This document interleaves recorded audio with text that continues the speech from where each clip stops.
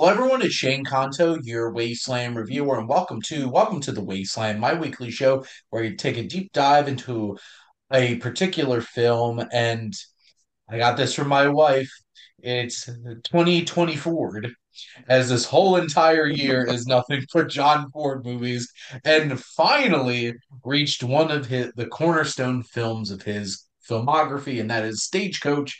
And for this episode, I am joined by my friend, podcaster, SiftPop contributor, and letterbox aficionado. It is Heath Lynch. Hello. Thanks for having me, Shane. Absolutely. So, for those who haven't tuned in to Welcome to the Wasteland before, we have three segments. We'll be starting with coming attractions for this Friday, which is the 8th of March. And March seems to be kicking things up now with major releases every single weekend. And then we'll get into our feature film of Stagecoach and then have some recommendations for you. So, this weekend, like I mentioned, is part of this month where we're starting to really get some bigger releases. We do have a couple of streaming releases like Ricky Stenicki and Damsel coming to Amazon and Netflix, and a couple smaller films. But Heath, which film are you most excited about? I am most excited about Love Lies Bleeding. This is the new film coming out from Rose Glass, who did Saint Maud a few years back.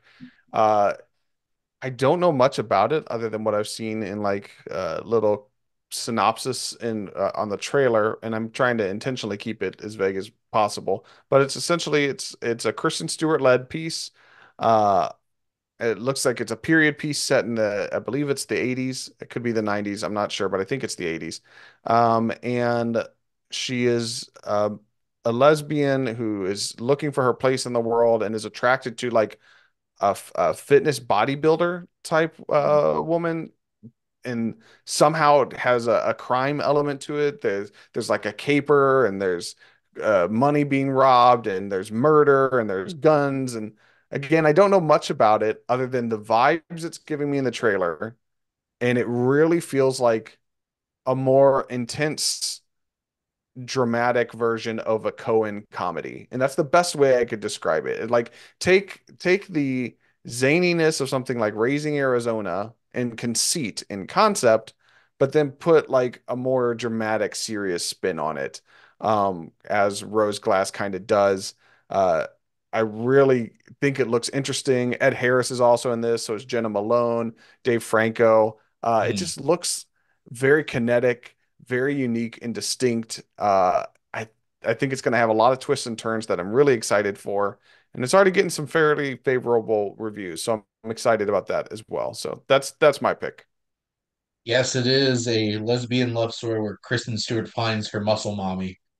Yep, And it's Katie O'Brien who's popped up in Quantum Mania and The Mandalorian recently.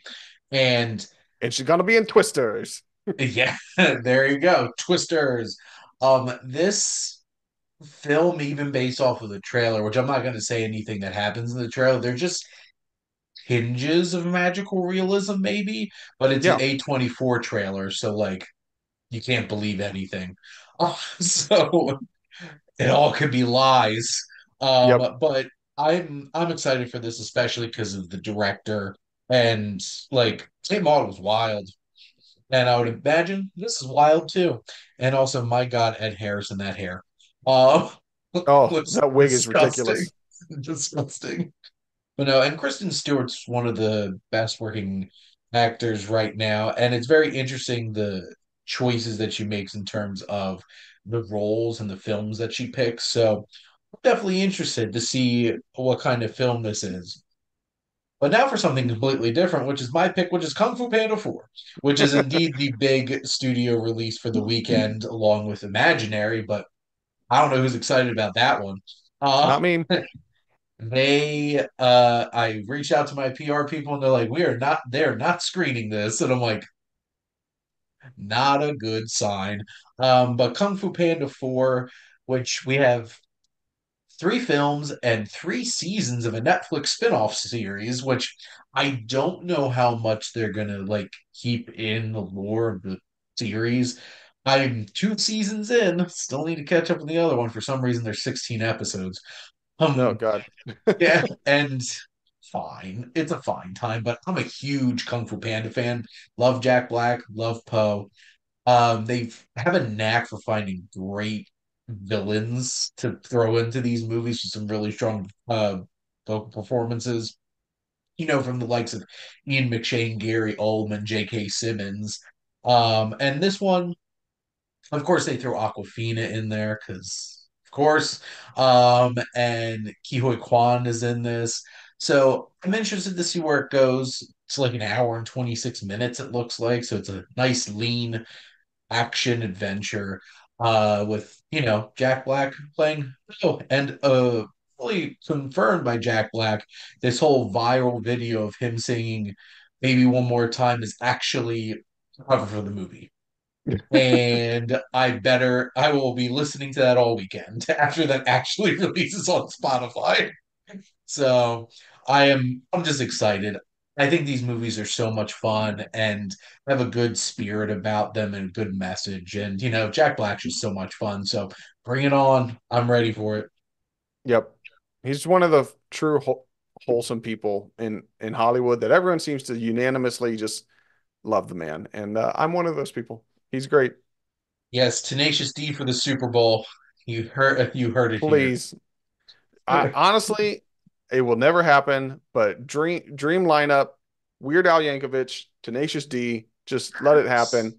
Honest, they have enough hits, they could totally do a halftime show. And Hey, I honestly, at this point, just throw it on the Nickelodeon cast, and I'll watch people that would love instead it. of the actual cast People of would the. genuinely love it. They'd have a blast. Yeah, more fun for the Super Bowl halftime show. That's what I'm all for. Hmm. But yeah, so it's an interesting weekend. And over the next couple of weekends, we're getting some other big films. It feels like normal again when, every studio's like, I'm gonna release a big film. It's like, but there's not enough room for you. And we're gonna see how that turns out. But getting into our feature film, which is indeed Stagecoach. So, this is the kind of film that John Ford is known for. It is a Yes. Western, it is a John Wayne Western. And this film released in 1939. And here's a little backstory. This was John Wayne's breakthrough role. They did really have to fight for John Wayne to be in this film. Uh, they really wanted Gary Cooper apparently to play his character, but John Ford's like, nope, I'm walking if you don't put John Wayne in this movie. So John Ford already at that It's point was like, interesting because Wayne had been acting for a long time and he took a mhm, lot of roles completely uncredited to start his career. And by the mhm, time he started getting credited roles, like you said, they were this is where John Wayne became John Wayne. This yeah. is when you think of John Wayne, the type of westerns that he's known for, the type of characters he plays, this is the archetype. It spawns from Mhm. this. Well, and it's an interesting dynamic too because him and John Ford had a very interesting relationship apparently. Because John Wayne was one of those big tough guys, except apparently John Ford made him very small a lot of the time, which was very interesting.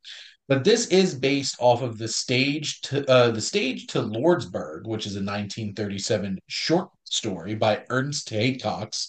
It's believed to This is one of those kinds of films that if you think of westerns, Stagecoach is one of the iconic ones that come up. Yep. Uh it is unfortunately known for its simplistic representation of Native American people, which of course it is. Yeah. Why wouldn't it? It's 1939. You think that John Ford was going to have sensitivity in that place? Um, Not gonna lie, in all the movies that I've watched so far, this is kind of tame for its, Yeah. casual racism. As if anybody's been listening to these episodes week to week, I have getting increasingly frustrated with watching Confederate sympathy films and just really There's uncomfortable even representations there's of even people. Confederate sympathy characters. Now there's Yeah. Union characters in this film too that Mhm. push back against that, which I did appreciate. Yes. But that is in here to a degree. Yes, this one had nuance, at least Yeah. in that place. in that facet of it. This was actually the first Ford Western shot in Monument Valley. So this really started a big part of John Ford's career in terms of that iconic look to a lot of his That Westerns. landscape. Yep. Mhm. Oh, And you and get some it, landscape shots here. You get yes. it looks real pretty. And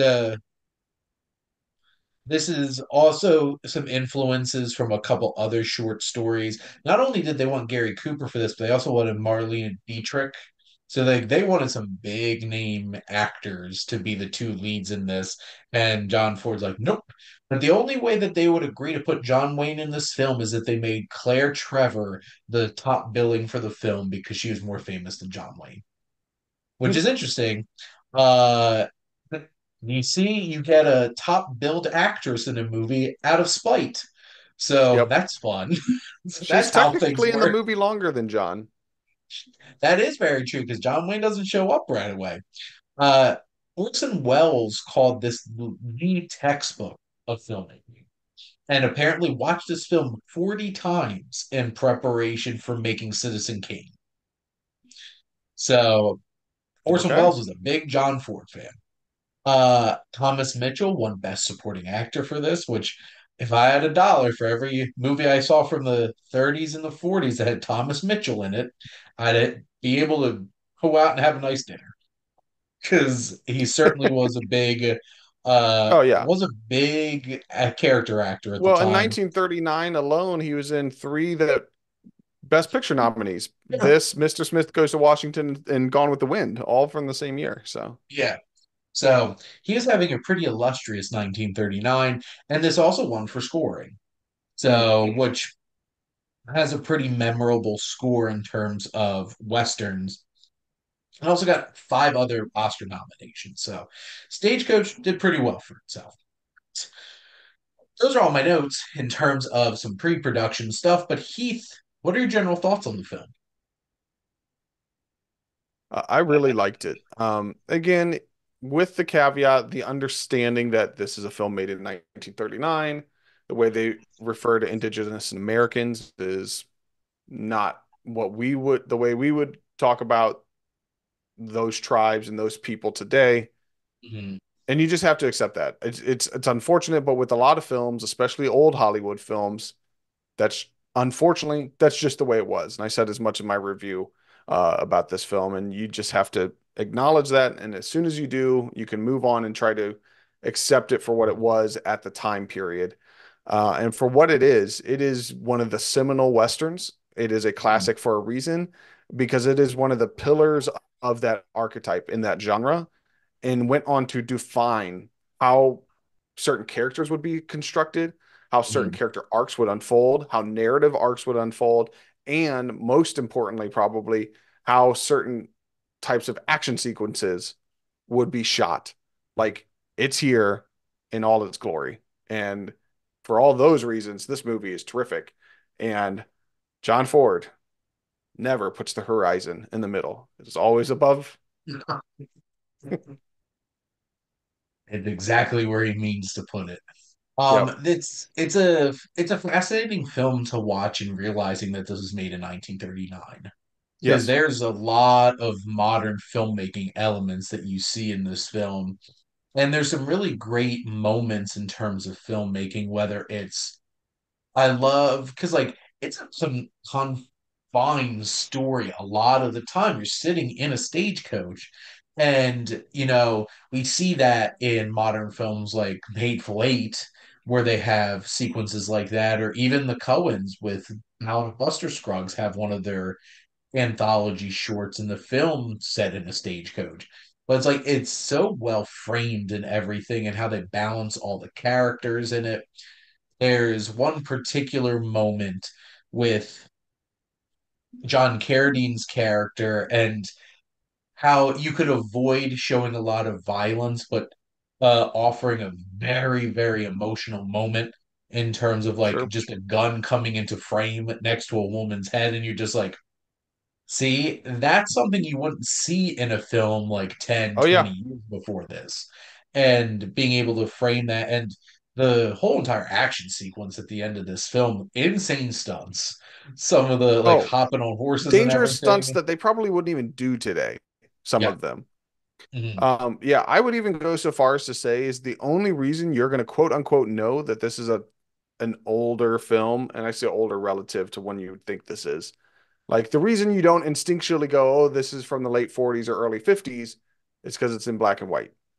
Like no exaggeration, that's it. Like if I showed you the this film and someone like recolorized it, Mhm. you gave this to a nubile young cinephile, they'd probably think it's a late 40s, early 50s film because of the technique used in the filmmaking, Yeah. because of the framing that John Ford does, because of the decision making to show I'm going to put a young woman out of her misery rather than have her die.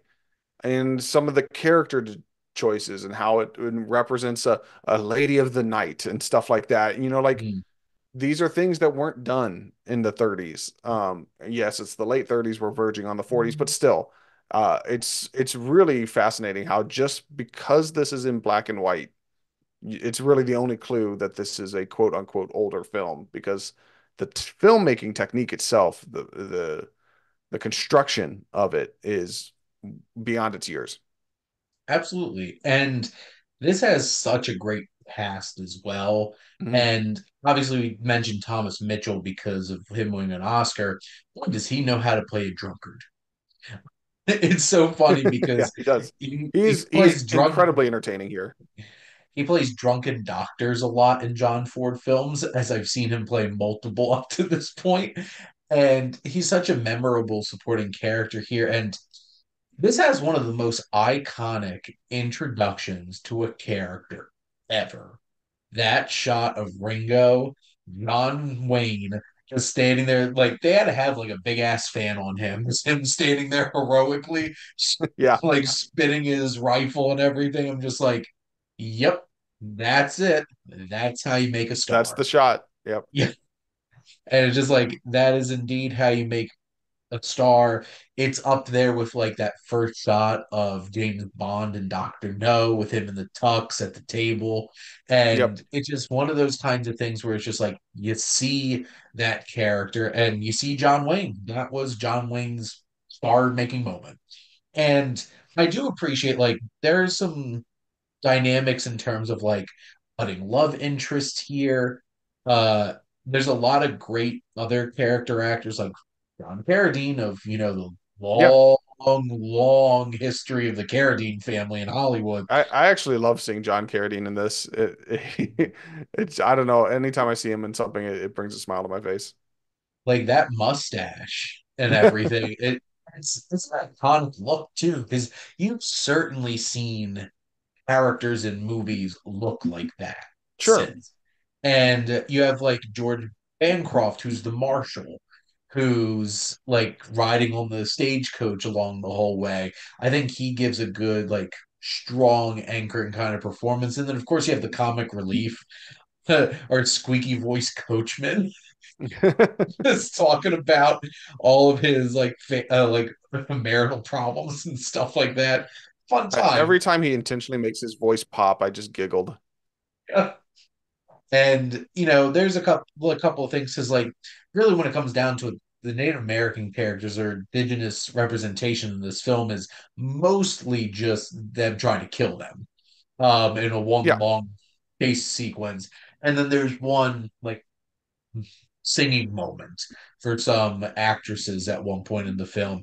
And even our Mexican representation in this film, they got a very specific looking character with like Yep. a lazy eye and being comic relief and everything. So it's not great.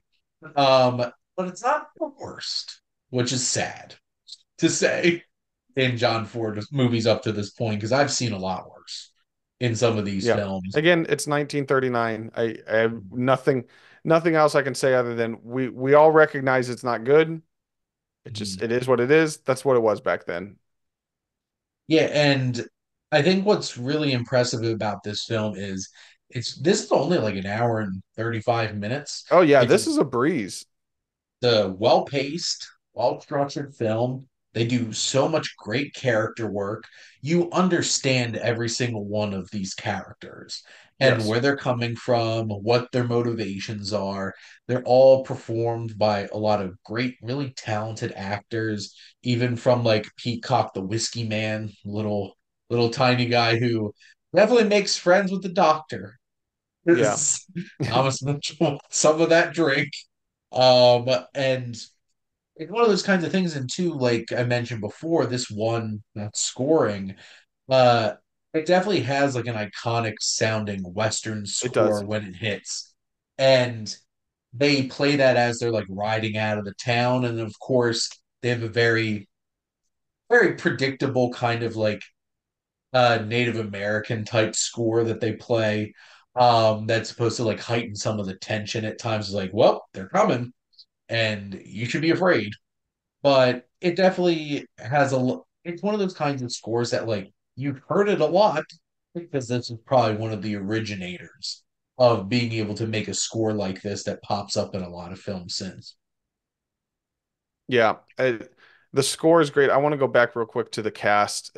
Mhm. It's interesting how this one nowadays you'd probably call it closer to like a spiderweb narrative, although it's not the traditional kind of spiderweb narrative as we see it today. It's not like Nashville or something as crass and as Crash or something like that, where it's a whole bunch of different people that not all of them always interact, but at some point or another they kind of cross over with each other. This is more contained. It's literally all on a singular stagecoach, so it's everyone does interact with everyone, but it kind of does have still that spiderweb feel.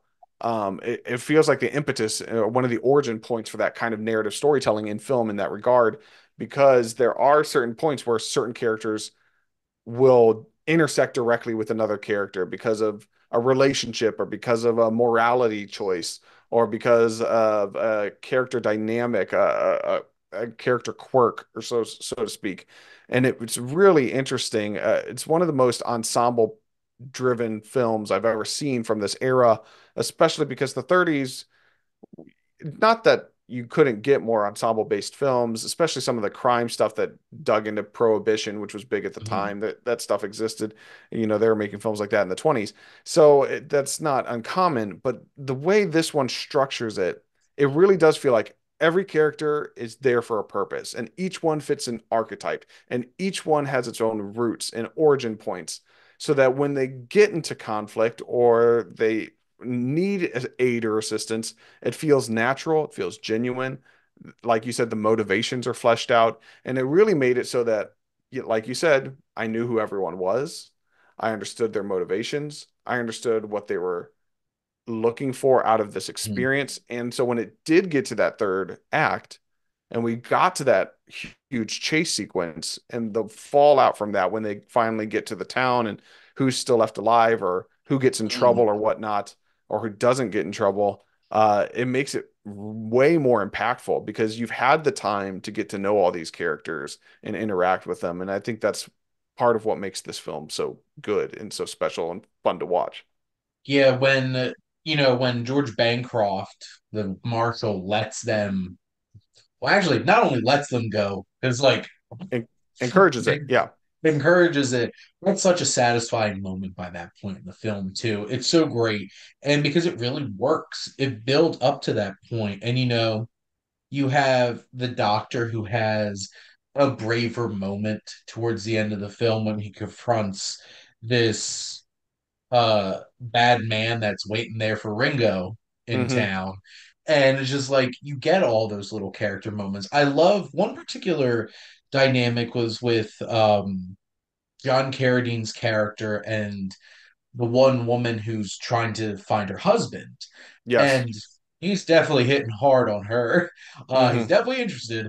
And, him being like aggressively like a gentleman, making sure that she's getting water and like he pours it out in this really nice cup. You have that moment where John Wayne just like, well, how about her?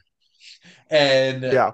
so you have that moment between him and Claire Trevor's character, which I really bought into their dynamic. And it's nice that, they find that appreciation in the fact that like they both do things that society's not huge on. and Hmm. for varying reasons, but they couldn't find some kind of connection and camaraderie in that.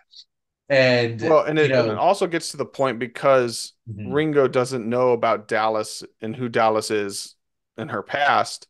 He's able to see her outside of that aspect so that when he gains that knowledge about her, it's inconsequential because he already yeah, knows her as an individual, as a human being, and he doesn't care. That's superfluous information to him. yeah, And it's stuff like that that makes this really good, especially when you do have those moments where Carradine is like, "Oh, do you want to sit next to the window, my lady?" Because he's mhm, feigning it off as, "Oh, you're just sick and you need to have a breeze." But in reality, he wants her away from Dallas because of her social status. And that's what I'm talking about, like the spider web element. Just all the yeah. way these different characters play off each other is really interesting. Another one that I really liked, and this is even what makes the narrative so good, and I feel like John Ford, again, not the first to do it, but it was I just felt it very noteworthy in this is with the Gatewood character, the banker, how earlier in the film we don't really know exactly what his motivation is, but they make it very clear like, oh, the telegram lines are down. How did he get a message that he has to leave town and go to another bank? Like, and they start to seed that. And it really felt to me like one of the earliest examples of we are seeding something in the first act to Mhm. cast doubt in the mind of the audience about the motivations and implications of a character, especially because every time we check in with that character throughout, he's like, no, we need to keep going. It's not an option to turn around. So when we do get that resolution, we get the Yeah, reveal of information in the third act. Oh, it's so cathartic. And you're like, I knew something was up. And, like, you're a bad again, man. exactly. But you know, this structure of this script, again, not that other scripts before this didn't do that. Of course they did, but I don't know, it just felt more impactful here in a way that few films before this had achieved, to me at least. Well, and I feel like what's important too in terms of the genre is that if you talk to somebody about Westerns, a lot of people are not going to be the biggest fan of Westerns. Yeah. Westerns isn't exactly a genre that really stands out to people I'll nowadays. even admit that it's one of my least favorite genres. I've in recent years come to really appreciate it, but like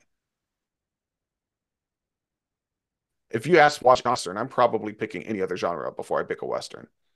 Well, and I think the important thing to realize is like you watch this film, this is not just like some cookie cutter, like No.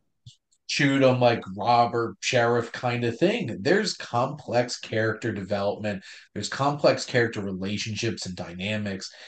This is something special. This is up there with High Noon, The Searchers. These are films that transcended this genre and challenge you in a different way. Like High Noon was so subversive for the genre that like John Wayne hated it, called it anti-American.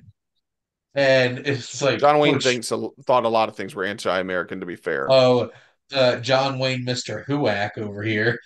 Yeah. But like, it's it's great being able to watch some of these films because like I am a huge fan of westerns. My wife and I both are. And she actually tuned me into a lot of westerns. Like I'm much more Clint Eastwood spaghetti western, Leone kind of western fan than John Ford and John Wayne westerns.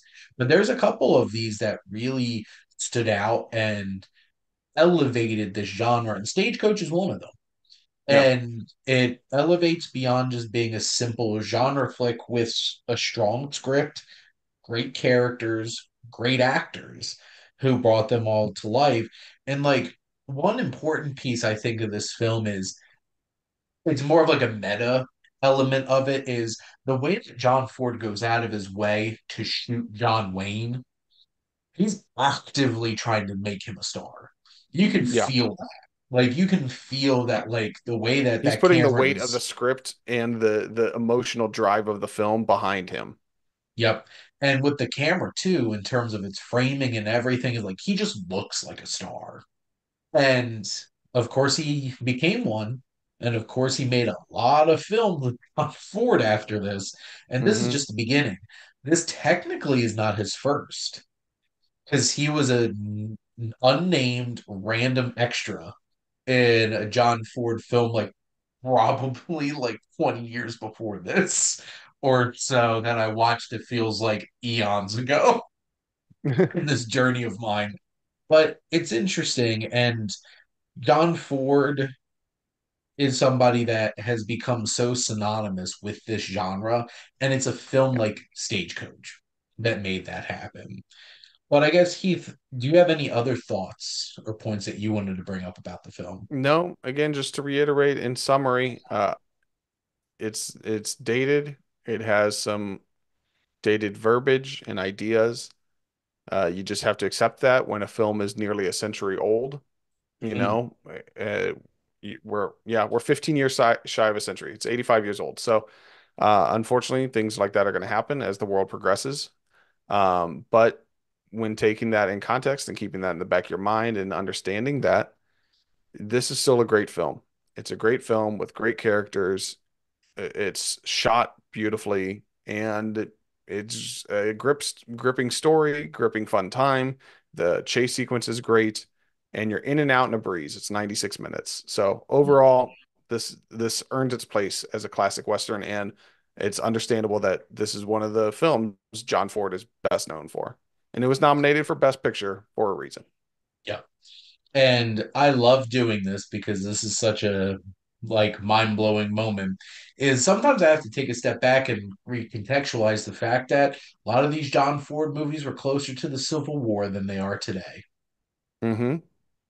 And it's just like, wow, I don't like to think about that. That's crazy, but it's true. And like he made films up until like 1970. So we'll be taking it, and I'm not joking, of 2020 forward. It will be the rest of 2024. As of right now, Yeah. if all of my scheduling goes as is, I'll be starting Wes Anderson the first episode of January. So so literally, this is John for the rest of the way. But there's definitely some interesting things coming up, and I know my next episode is going to be uh young Mr. Lincoln that I'll be doing with Jake, who is a frequent collaborator and also part of our SiftPop crew. But we do have some recommendations for all of you. And Heath, what would you like to recommend to the wonderful folks listening and Yeah. watching? So this isn't a new film, but every year, around the end of February, early to mid-March, that's baseball season ramping up into high gear. That's spring training, baseball opening days, the last week of March. And I'm a big baseball person. Now, if you're not a sports person, you're not a baseball person, that's fine. But when I am, and my favorite thing to do around this time of year is watch some of my favorite seminal baseball classics. And the one I watched most recently, and I would easily recommend, even if you're not a sports ball fan, if you're not a sports fan, you're not a baseball fan, that's fine. Go watch A League of Their Own, directed by Penny Marshall from 1992. This film is great. I consider it a true masterpiece. It's a beautiful film, much more about sisterhood, about struggling to find your place in the world, about how capitalism and commerce can interfere with a good thing that just makes people's lives better, and what that looks like. It's about second chances. It's about so much more, but it uses the foundation of baseball to come across with all those themes. Um, it has great performances and a large ensemble cast. Yeah. Undoubtedly, it's most known for Tom Hanks doing the no crying in baseball scene, which is a great scene, and it's actually much longer than that. Mhm. But there's a ton of funny moments. It's an absolutely hilarious film. It has a rousing, inspired ending that does not give you the cliched ending that you would probably anticipate. It does have a subversion of that, which I think makes it even better, Yeah. and it's an impactful film, an emotional skill film. It has a really out of place Hans Zimmer score that you would not picture from Hans Zimmer at all. It's like jazz infused. It's a lot of fun.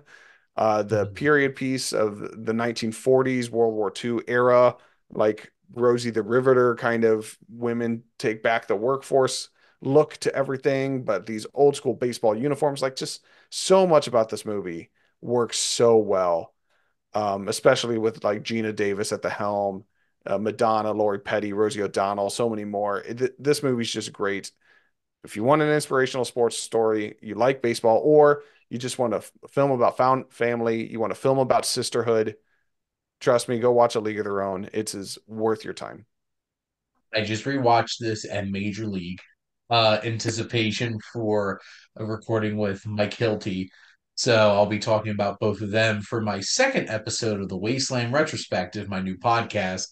But oh, League of Their Own is so amazing. And it just watching stuff from that era just reminds me like Gina Davis was a star.